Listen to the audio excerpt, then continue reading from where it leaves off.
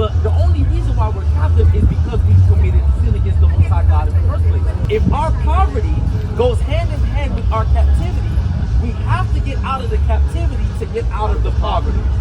Because even if we make it here,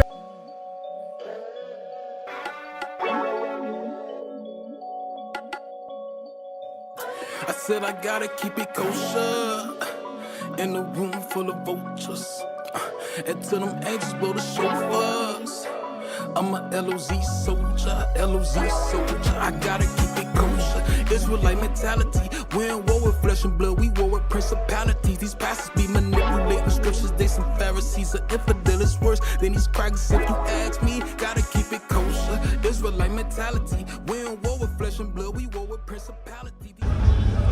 The book of Judges. so I'm going to address what he was saying about the impoverished state, right? Because the impoverished state of the nation of Israel to exist, it's an indication that we're under captivity. It's an indication that our enemies are above us. And I'm going to show you why. Read. The book of Judges chapter 6 and verse 1. Read it out. And the children of Israel did evil in the sight of the Most High. So they did evil in the sight of the Most High. They transgressed the law. They committed sin. Read. And the Most High delivered them into the hand of Midian 7 years. Right? Because the Most High God let us know, when y'all are doing good, nobody can come against y'all. Because the contract was that I would make you above every nation. So for us to be under this nation, having to deal with their subjugation, that means that we messed up at our side of the contract. Read. And the hand of Midian prevailed against Israel. It says the hand of Midian prevailed against Israel. So the things that they wanted to do to them, they did it. Whether they wanted to spoil them, they wanted to mess up their family structure like they did to us. They wanted to give us food that were unlawful for us to eat. All of these things that they wanted to do to us, they prevailed because we did evil in the sight of the Lord. And provided. And because of the Midianites, the children of Israel made them the dens which are in the mountains and caves and strongholds. So we tried to kind of seclude ourselves. We're in captivity, but we tried to kind of seclude ourselves away from them. So kind of like we're in America, but we're not trying to be involved in American society too much. We try to kind of stay to ourselves. You know what I'm saying? Amongst our own people. But nonetheless, that would be like ignoring what's going on. But exactly. But nonetheless, even though we're amongst ourselves, we're still subjugated under their laws. So when we want to do certain things, we kind of have to have their permission. But they're not going to permit us to do it because it go against their structure of society. Read right back into the cycle. Right. Yeah, go to verse 6. And Israel. It says what? And Israel read. Was greatly impoverished. They were what? Were greatly impoverished. So the Israelites were greatly impoverished, but why? Because of the Midianites. Because of the who? Because of the Midianites. Read. And the children of Israel cried unto the Lord. So during this impoverished state, we're crying unto the Most High God.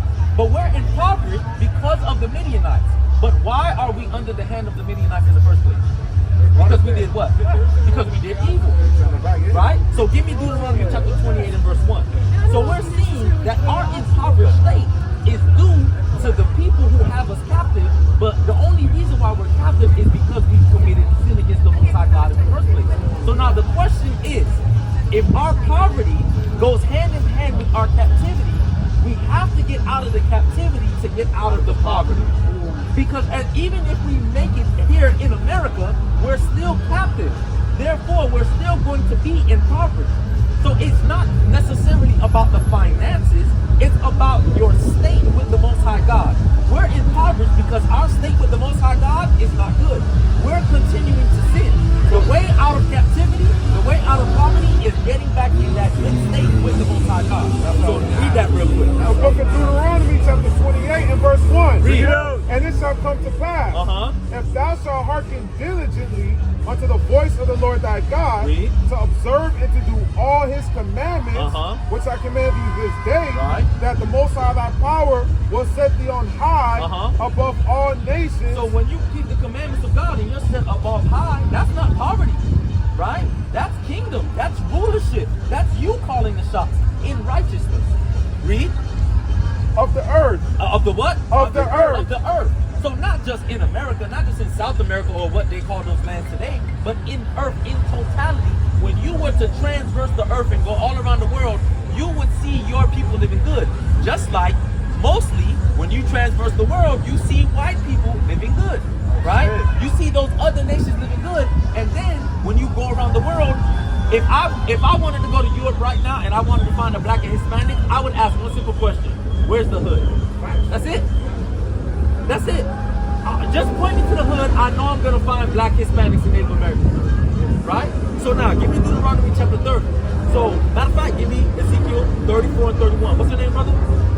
Desmond. So, I see Desmond, you're the only man here, right? Are those just your friends or your siblings? No, it's about like my sister. Just a sister. Okay. I'm saying like blood sisters or like friends, friends. All right.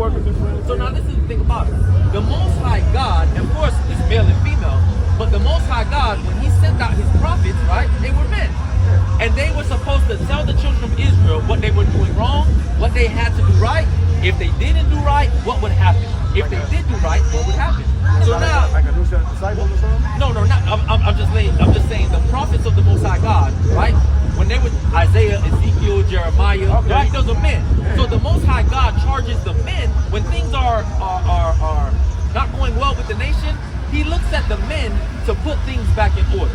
Standing in all black with them shields on post, watching, they all my Gold is precious, but loyalty is private. I want a man, might leave you like